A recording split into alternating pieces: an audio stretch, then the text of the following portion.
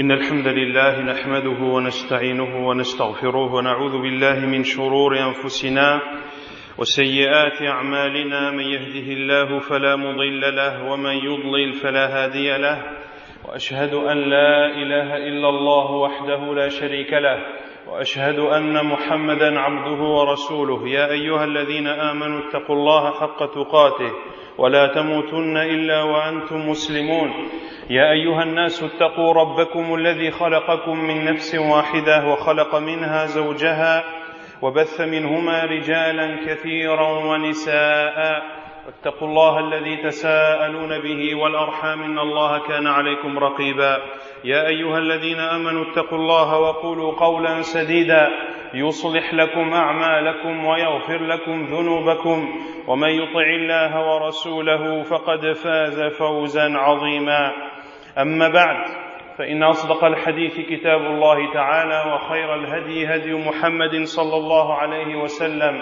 وشر الأمور محدثاتها وكل محدثة بدعة وكل بدعة ضلالة وكل ضلالة في النار أما بعد. Donc le sujet du cours d'aujourd'hui porte, comme cela vous a été indiqué, sur le juste milieu. L'islam, la religion du juste milieu. C'est un sujet où il y a énormément de choses à dire. Ainsi, je parlerai de façon plus générale en français plus qu'en arabe, afin d'essayer de traiter le sujet dans sa globalité ou au moins de citer les points les plus importants. Le juste milieu, la religion du juste milieu. Tout d'abord, avant d'expliquer cela, la religion du juste milieu, d'être entre les deux extrêmes, est une parole qui est vraie. Et al-wasatiyya, le juste milieu, a bien sûr des preuves à la fois dans les livres d'Allah, dans la sunna du prophète sallallahu alayhi wa sallam et dans les nombreuses paroles de nos salafs et de nos savants. Mais en même temps, d'autres personnes utilisent le même slogan de l'islam du juste milieu, en voulant cette fois-ci, à travers cette parole qui en réalité est une parole vraie, mais c'est une parole vraie par laquelle il est voulu le faux, par laquelle il est voulu l'égarement par malheureusement beaucoup de personnes. Ils utilisent cette parole pour inculquer aux musulmans une certaine forme de laxisme et dire que le musulman ne doit pas être dans l'un des deux extrêmes sans regarder le jugement de la religion. Car si l'on ne juge pas les choses à travers le livre d'Allah et la sunna du prophète sallallahu alayhi wa sallam, comment définir l'extrême? L'extrême, que ce soit l'abus ou que ce soit le laxisme, c'est-à-dire le fait de se laisser aller, c'est l'islam qui définit cela à travers le livre d'Allah et la sunna du prophète sallallahu alayhi wa alihi wa sallam. Ainsi, certains utilisent cette parole, dire l'islam est le juste milieu, en disant que l'islam ne rejette pas totalement l'innovation et l'islam également n'accepte pas totalement la sunna wal iyadu billah. Et d'autres en sont même arrivés à dire qu'il faut trouver un terrain d'entente entre l'islam et les autres religions, en disant que l'islam est une religion du juste milieu et qu'il ne faut pas rejeter la mécréance dans sa totalité, wal iyadu billah. Ainsi, on voit beaucoup à notre époque des débats qui s'ouvrent interreligieux dans lesquels il est voulu un rassemblement entre l'islam, le christianisme et le judaïsme. Et ces personnes qui entrent dans ce domaine, ni ils donnent victoire à l'islam, ni il rejette la mécréance, wal-'iyadhu billah. Le terrain d'entente a été tracé et fixé par Allah subhanahu wa ta'ala. قل يا أهل الكتاب تعالوا إلى كلمة سواء بيننا وبينكم ألا نعبد إلا الله ولا نشرك به شيئا ولا يتخذ بعضنا بعضا أربابا من دون الله فإن تولوا فقولوا اشهدوا بأننا مسلمون. Ô vous les gens du livre, venez à une parole commune entre nous et vous. Quelle est cette parole? ألا نعبد إلا الله, de n'adorer qu'Allah subhanahu wa ta'ala seul sans ne rien lui associer, et de ne pas prendre de divinité en dehors d'Allah, et de ne pas nous prendre les uns les autres des divinités en dehors d'Allah. Et si vous vous détournez, alors attestez que nous qui sommes musulmans, nous qui attestons qu'Allah Azza wa Jalla est le seul créateur, et donc de la même façon c'est le seul subhanahu wa ta'ala qui mérite d'être adoré, si vous n'acceptez pas ce terrain d'entente, alors restez dans votre mécréance. Quant à nous, attestez que nous sommes les soumis, les vrais soumis, les musulmans qui sont soumis à Allah subhanahu wa ta'ala. Ainsi, de dire que le juste milieu, c'est d'être entre les deux extrêmes, sans prendre en compte le jugement de la religion, est une erreur, car certains pourraient considérer un extrême alors que l'islam le considère comme la vérité même. Certains considèrent l'extrême comme étant l'unicité, de n'adorer qu'une seule et même divinité, et ils considèrent l'autre extrême qui est d'avoir plusieurs divinités, et ils essaient de trouver entre les deux un juste milieu. De prendre Allah Azza wa Jal comme unique divinité n'est pas un extrême, c'est la vérité même. Ainsi, Cheikh Al-Uthaymin rahimahullah a été questionné sur le juste milieu. Quelles sont les règles qui le régissent? Et parmi sa réponse, il a dit rahimahullah: والوسط الضابط فيه ما جاءت به الشريعة ما جاءت به الشريعة فهو وسط وما خالف الشريعة فليس بوسط بل هو مائل إما للإفراط وإما إلى التفريط. Il a été questionné rahimahullah sur le juste milieu, quel est-il, quelles sont les règles qui le régissent, et il a répondu rahimahullah que le juste milieu c'est ce qu'a apporté l'islam. Ce qu'a apporté l'islam est le juste milieu. Et ce qui contredit l'islam ne fait en aucun cas partie du juste milieu. Bien au contraire, ce qui ne fait pas partie de l'islam entre dans un des deux extrêmes, soit dans l'abus, soit dans le laxisme. Et la communauté musulmane est la communauté du juste milieu. Et c'est Allah subhanahu wa ta'ala qui atteste de cela. كذلك جعلناكم أمة وسطا لتكونوا شهداء على الناس ويكون الرسول عليكم شهيدا. Et c'est ainsi que nous avons fait de vous une communauté juste, afin que vous soyez les témoins entre les gens et afin que le prophète soit témoin contre vous. Allah subhanahu wa ta'ala a fait de cette communauté la communauté du juste milieu. Et la communauté du juste milieu, c'est celle qui est juste et c'est bien sûr la meilleure. Ainsi, Allah subhanahu wa ta'ala a choisi cette communauté comme étant la communauté qui témoignera contre les gens. Contre qui cette communauté témoignera? Le jour du jugement, lorsqu'Allah subhanahu wa ta'ala questionnera à la fois les prophètes s'ils ont transmis le message d'Allah, et il questionnera également les peuples des prophètes. فَلَنَسْأَلَنَّ الَّذِينَ أُرْسِلَ إِلَيْهِمْ وَلَنَسْأَلَنَّ الْمُرْسَلِينَ. Nous questionnerons certainement ceux à qui nous les avons envoyés, c'est-à-dire les peuples, et nous questionnerons également les envoyés. Ainsi, chaque prophète sera questionné, et chaque peuple sera questionné. Et bien sûr, les peuples qui n'ont pas suivi leur prophète diront ou nieront le fait que leur prophète a transmis le message. Ainsi, Allah Azza wa Jal dira au prophète: qui pourra attester de la véracité? Malgré qu'Allah subhanahu wa ta'ala, bien sûr, n'a nul besoin du témoignage de quiconque. Allah azza wa jal suffit comme témoin. Et les prophètes diront, c'est Muhammad et sa communauté. Et le prophète sallallahu alayhi wa sallam témoignera que les prophètes et envoyés d'Allah ont transmis le message de la meilleure des façons comme il se doit. Et également, la communauté musulmane attestera et témoignera que les prophètes effectivement ont transmis leur message. Comment est-ce que la communauté de Muhammad sallallahu alayhi wa sallam, qui est la dernière, pourra attester que les prophètes ont transmis leur message?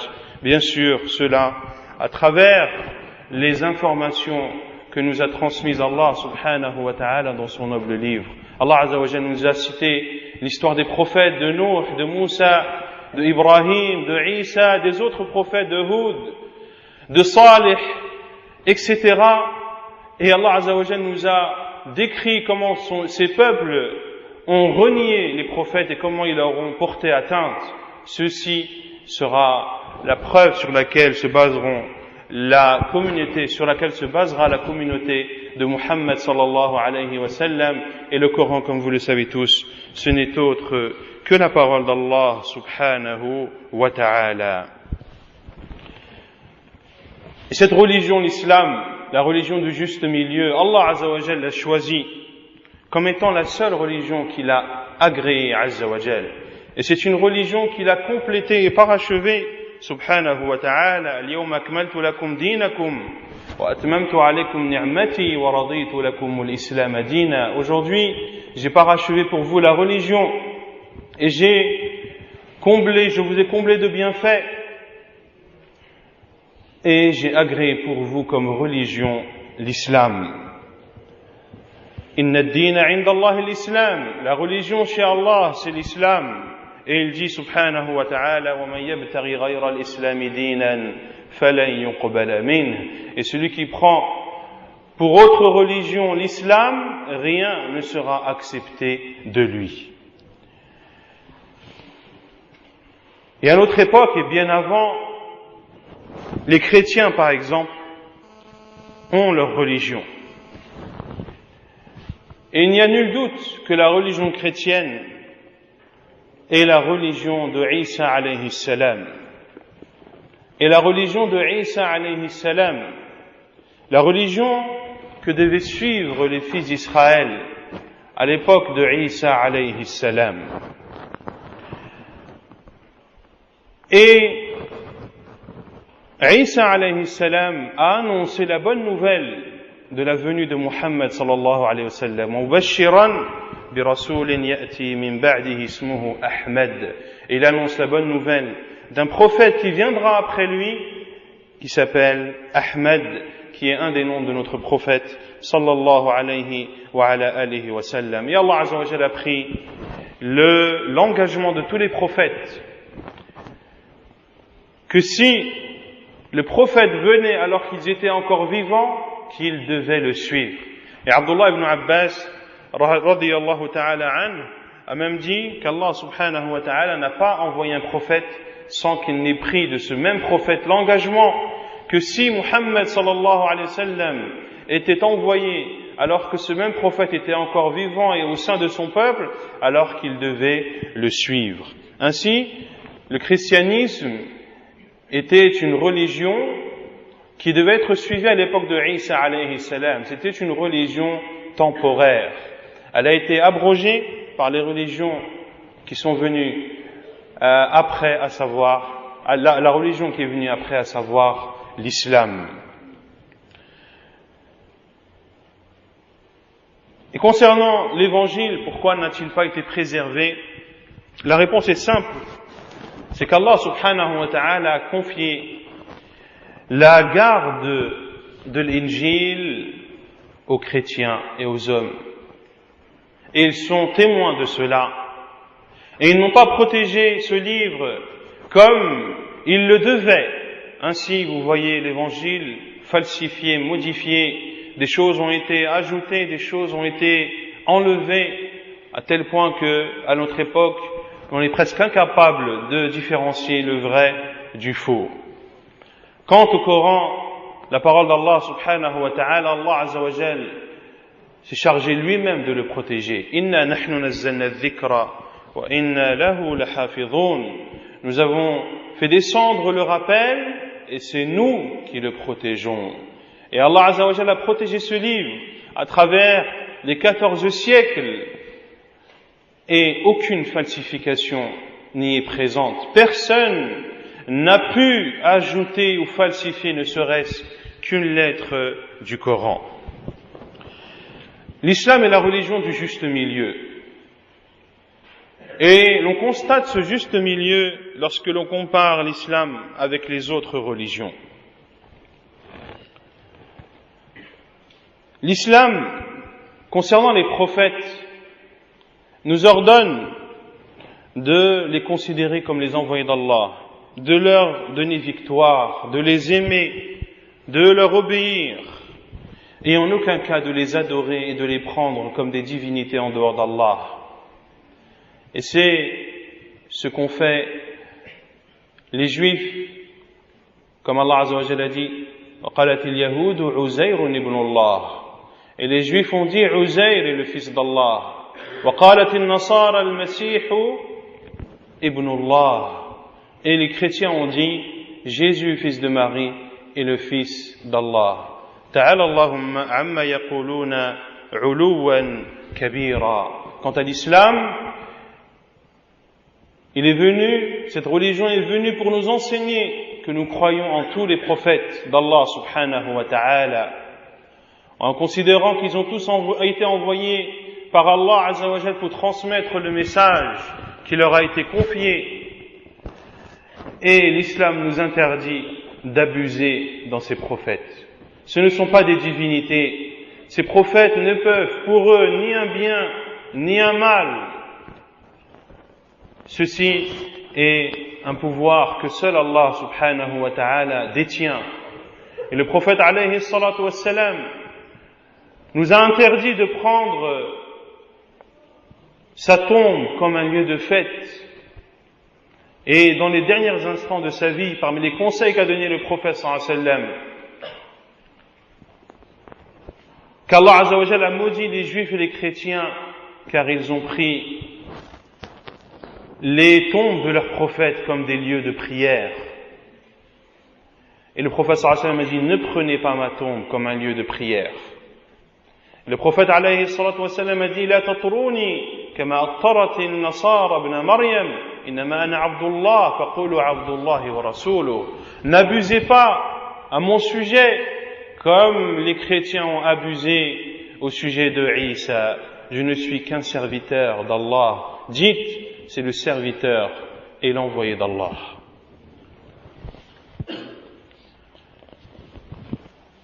Également, l'islam nous ordonne de respecter nos savants, de leur donner la valeur et la place qui est la leur.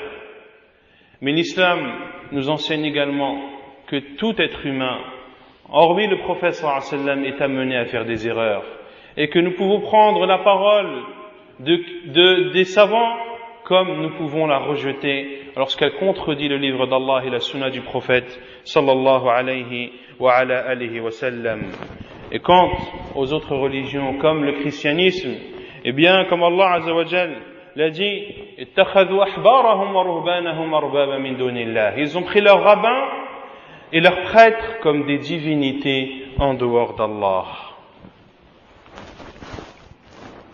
Et Adi ibn Hatim radiyallahu anhu a dit au prophète sallallahu alayhi wa sallam, ô envoyé d'Allah, ils les ont adorés. Et le prophète alayhi salatu wa sallam a dit, ma abaduhum, ils ne les ont pas adorés. Walakin ahallu lahum al-haram fa-ata'uhum wa harramu alayhim al-halal fa-ata'uhum. Ils ne les ont pas adorés, c'est-à-dire ces rabbins et ces prêtres, mais le prophète sallallahu alayhi wa sallam a dit, mais ces rabbins et ces prêtres leur ont autorisé des choses qu'Allah a interdites et leur ont interdit des choses qu'Allah a autorisées. Également, l'islam est la religion du juste milieu dans la croyance. vis-à-vis des autres religions. Les Juifs décrivent Allah subhanahu wa ta'ala en lui donnant des qualificatifs de créature, des qualificatifs qui sont un défaut pour les êtres humains.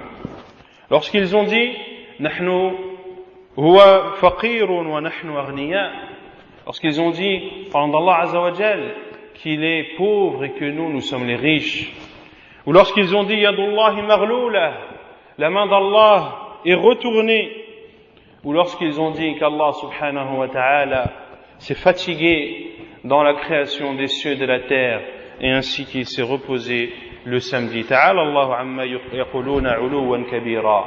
Et quant aux chrétiens, ils ont donné à Allah les caractéristiques des êtres humains, ou ils ont donné à des êtres humains des caractéristiques qui sont propres à Allah, comme le fait de créer, le fait de donner la pourvoyance, le fait de pardonner et de donner et d'accorder la miséricorde.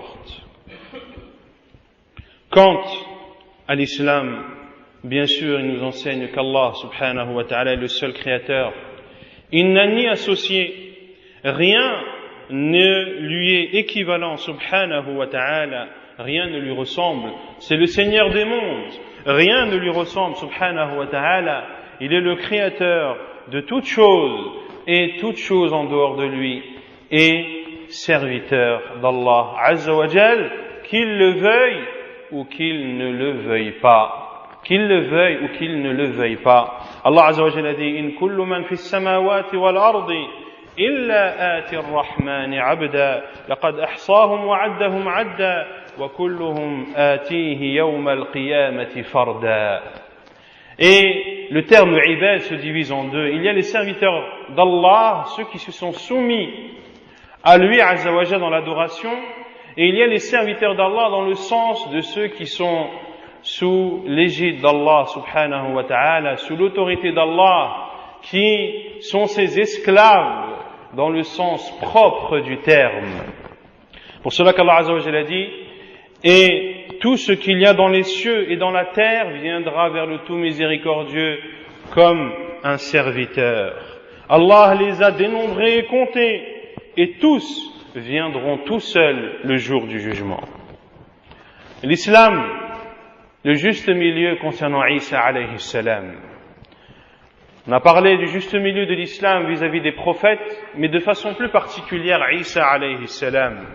Isa alayhi salam, que les Juifs ont qualifié d'enfant d'adultère, wal'iyadu billah. Et ils ont qualifié Maryam alayhi salam comme étant une prostituée. Allah azza wa jalla dit: wa qawlihim ala Maryam buhtanan azima. Et leur parole sur Maryam d'un immense mensonge. Et les chrétiens, à l'inverse, sont venus et ont élevé Isa alayhi salam au-dessus de la place qui est la sienne, en disant Inna Allah huwa al-Masih ibn Maryam, en disant parfois qu'Allah c'est Isa ibn Maryam wal-'iyadhu billah, et en disant parfois que Isa est le fils d'Allah subhanahu wa ta'ala. Quant à l'islam, Allah azza wa jalla dit dans Surat al-Ma'idah, lorsqu'il s'est adressé à Isa alayhi salam: أأنت قلت للناس اتخذوني وأمي إلهين من دون الله قال سبحانك ما يكون لي أن أقول ما ليس لي بعلم إن كنت قلته فقد علمته تعلم ما في نفسي ولا أعلم ما في نفسك. Allah azza wa jalla dit à Isa alayhi salam selon le sens: est-ce toi qui as dit aux gens de me prendre moi et ma mère comme une divinité? Et Isa alayhi salam a répondu: Subhanak, que tu sois purifié. Il ne m'appartient pas de dire ce que je ne sais pas. Et si je l'avais dit, tu l'aurais su. Et Allah azza wa jalla dit: ما المسيح ابن مريم إلا رسول قد خلت من قبله الرسل وأمه صديقة. Isa alayhi salam, le Messie, fils de Marie, n'est qu'un prophète qui a été précédé d'autres prophètes, et sa mère était une véridique. Kana ya'kulani at-ta'am. il mangeait de la nourriture. Pourquoi alors prendre Isa alayhi salam et sa mère Maryam comme des divinités en dehors d'Allah, des divinités qui mangent, qui ont donc besoin de se rassasier, de se renforcer? Comment adorer une personne qui a ces caractéristiques? Et Isa alayhi salam a appelé son peuple à adorer Allah Azza wa Jal seul, comme le dit Allah Azza wa Jal: وَإِذْ قَالَ عِيسَى ابْنُ مَرْيَمَ يَا بَنِي إِسْرَائِيلَ إِنِّي رَسُولُ اللَّهِ إِلَيْكُمْ. Et lorsque Isa, fils de Marie, a dit: ô fils d'Israël, je suis le prophète d'Allah pour vous. L'islam également est le juste milieu dans la loi du talion. Les juifs qui considèrent que la loi du talion doit être appliquée quelles que soient les circonstances, et les chrétiens qui disent qu'il faut pardonner quelles que soient les circonstances. Et il y a la parole connue que disent beaucoup de chrétiens: lorsque l'on te frappe sur la joue droite, eh bien tends la joue gauche. Quant à l'islam, il est venu pour donner à la famille de la victime le choix, soit de demander la loi du talion, soit de demander le prix du sang, ou soit de pardonner. Et ici, bien sûr, dans le domaine de la loi du talion, l'islam est encore une fois dans le juste milieu. L'islam est également dans le juste milieu concernant le divorce. Les juifs qui considèrent que celui qui divorce de sa femme n'a plus le droit de la reprendre. Les chrétiens, à l'inverse, qui disent qu'il n'est pas autorisé à l'homme de divorcer de sa femme, sauf dans des cas précis, comme par exemple lorsque l'adultère est avéré sur sa femme. Quant à l'islam, Allah subhanahu wa ta'ala a donné le choix de divorcer une fois et d'avoir la possibilité de reprendre sa femme, de divorcer une deuxième fois et d'avoir la possibilité de reprendre sa femme, et de divorcer une troisième fois, et cette fois-ci de ne pas avoir la possibilité de reprendre sa femme, sauf si celle-ci se remarie avec un autre homme et que ce mariage soit consommé, et bien sûr que cela ne fasse pas partie d'une ruse du mariage appelé at-tahlil que font certaines personnes qui se marient volontairement avec une femme le temps de quelques heures ou de quelques jours afin que son mari qui l'a divorcée à 3 reprises puisse la reprendre. Ceci était de façon brève le juste milieu de l'islam vis-à-vis des autres religions. Et bien sûr, il y a le juste milieu de l'islam au sein même de l'islam. Ce sont les gens de la sunna, ceux qui se sont conformés au livre d'Allah et à la sunna du prophète sallallahu alayhi wa ala alihi wa sallam, ceux qui ont suivi la compréhension de nos pieux prédécesseurs. Ce sont eux qui sont dans la vérité, dans le juste milieu, au milieu de toutes ces sectes qui sont apparues dans l'islam tout au long de ces siècles. Les gens de la sunna sont dans le juste milieu, bien sûr, dans la croyance, notamment dans la croyance à Allah Azza wa Jal, à ses noms et à ses attributs. Ils sont entre ceux qui nient tout nom et attribut à Allah subhanahu wa ta'ala, ou quant à ceux, et ils sont également dans le juste milieu vis-à-vis de ceux qui ont fait ressembler Allah subhanahu wa ta'ala à ses créatures. Ils sont également dans le juste milieu concernant la prédestinée. Les deux extrêmes qui sont ceux qui disent que l'être humain est télécommandé, qu'il n'a aucun libre choix. Et de l'autre extrême, ceux qui disent que l'être humain est totalement autonome et qu'il est le seul maître de ses actes et qu'Allah subhanahu wa ta'ala n'a dans cela aucune volonté même universelle. Quant aux gens de la sunna, ils attestent à Allah azza wa jal la volonté universelle, la volonté juridique. Rien qui se passe dans les cieux et dans la terre ne peut avoir lieu sans qu'Allah subhanahu wa ta'ala ne l'ait voulu. Et Allah azza wa jal a donné aux êtres humains le libre choix. فَمَنْ شَاءَ فَلْيُؤْمِنْ وَمَنْ شَاءَ فَلْيَكْفُرْ. Celui qui veut croire, qu'il croit, et celui qui veut mécroire, qu'il mécroit. Ainsi Allah azza wa jal a donné à l'être humain le libre choix. Mais ce libre choix ne sort pas de la volonté universelle d'Allah subhanahu wa ta'ala. وَمَا تَشَاءُونَ إِلَّا أَنْ يَشَاءَ اللَّهُ. Et vous ne voudrez que si Allah le veut.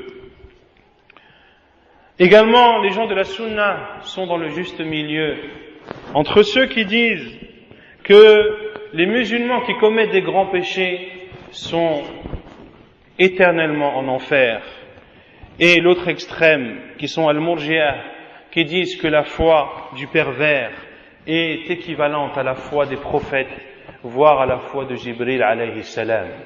Quant aux gens de la sunna, ils considèrent que ceux qui commettent les grands péchés parmi les musulmans restent musulmans.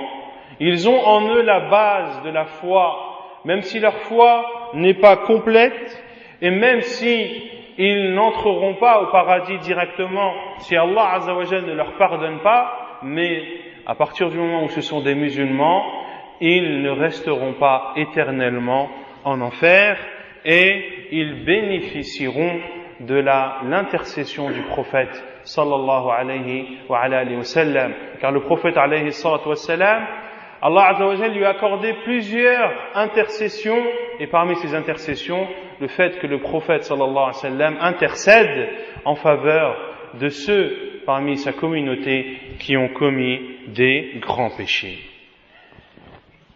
Également, les gens de la sunna sont dans le juste milieu concernant l'adoration d'Allah subhanahu wa ta'ala. L'islam, la religion d'Allah azza wa jal, cette religion qu'il a légiférée pour le bien de l'humanité. Et Allah azza wa jal, les adorations qu'il a légiférées sont des adorations que l'être humain est capable de faire, qu'il est capable de mettre en œuvre. Allah azza wa jalla en aucun cas ne légifère quelque chose que les êtres humains ne peuvent pas mettre en pratique.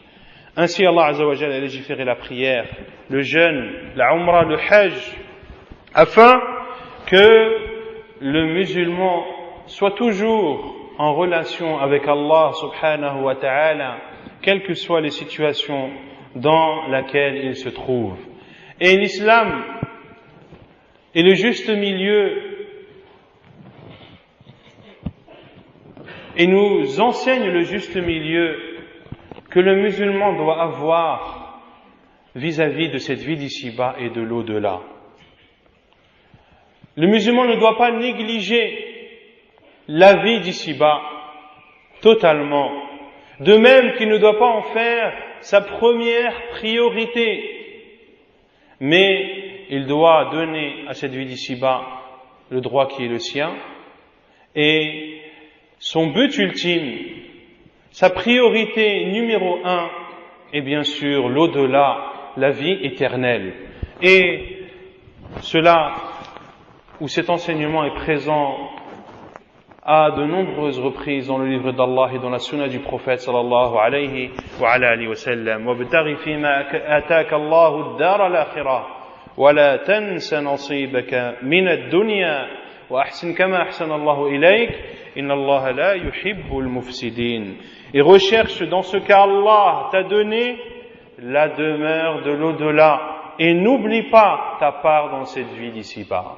Et n'oublie pas ta part dans cette vie d'ici-bas. Et le prophète sallallahu alayhi wa sallam invoquait souvent Allah azza wa jal dans ce sens lorsqu'il disait alayhi salatu wa sallam Rabbana atina fid dunya hasana وفي الآخرة حسنة وقنا عذاب النار. Oh Allah, donne-nous dans cette vie d'ici-bas un bien et dans l'au-delà une récompense et préserve-nous du châtiment de l'enfer.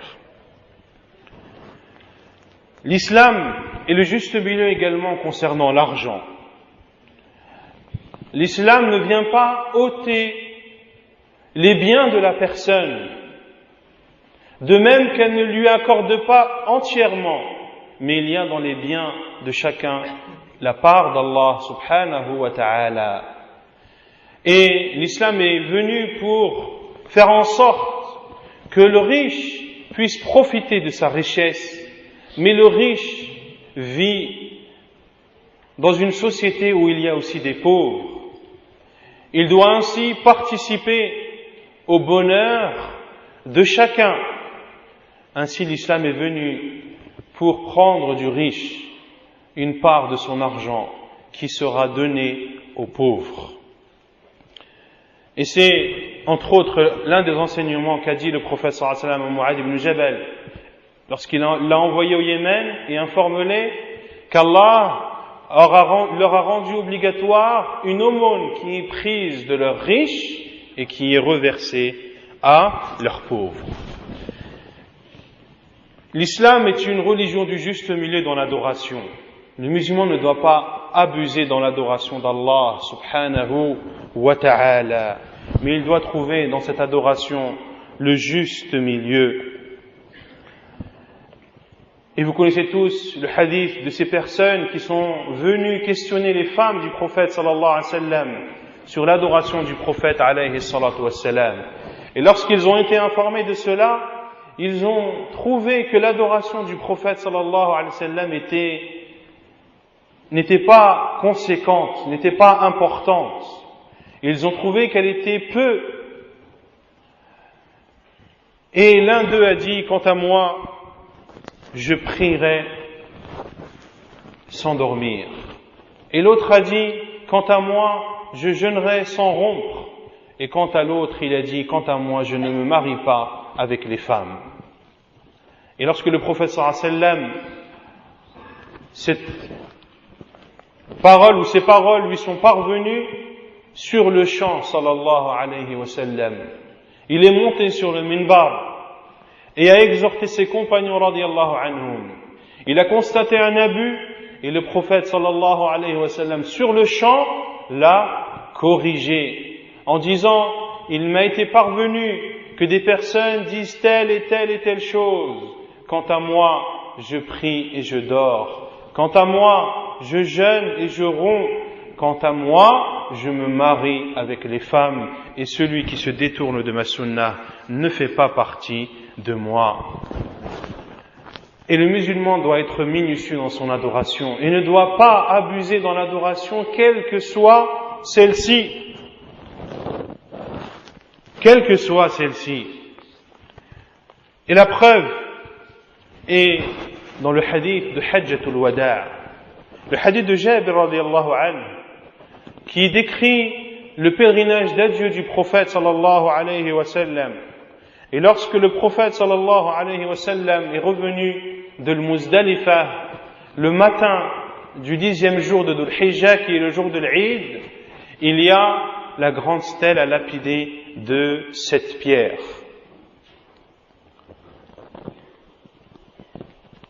Et les pierres ont été prises pour le prophète sallallahu alayhi wa sallam, et le prophète sallallahu alayhi wa sallam a jeté la première, et lorsqu'il a jeté la première, il a dit bimithli hadhihi farmu iyyakum wal ghulu fa innama ahlaka man kana qablakum al ghulu.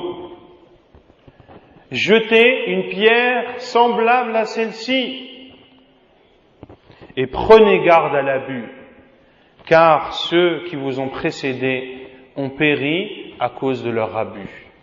Même dans la taille de la pierre que l'on jette pour lapider les stèles, pour celui qui accomplit le pèlerinage, eh bien le musulman ne doit pas abuser dans cette pierre qu'il choisit. Elle doit être de la même taille que nous a enseigné le prophète sallallahu alayhi wa sallam. Ainsi, le Coran nous éduque au juste milieu.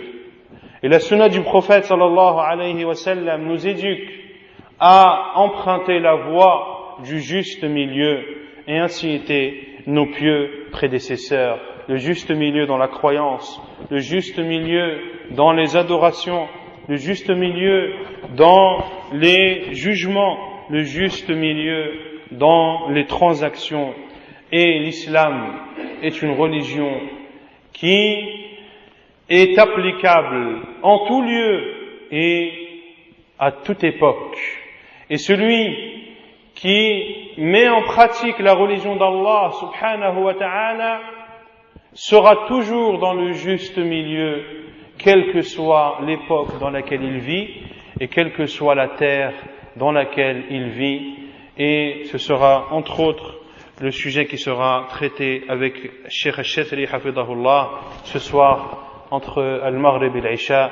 ونكتفي بهذا القدر وسبحانك اللهم وبحمدك أشهد أن لا إله إلا أنت أستغفرك وأتوب إليك.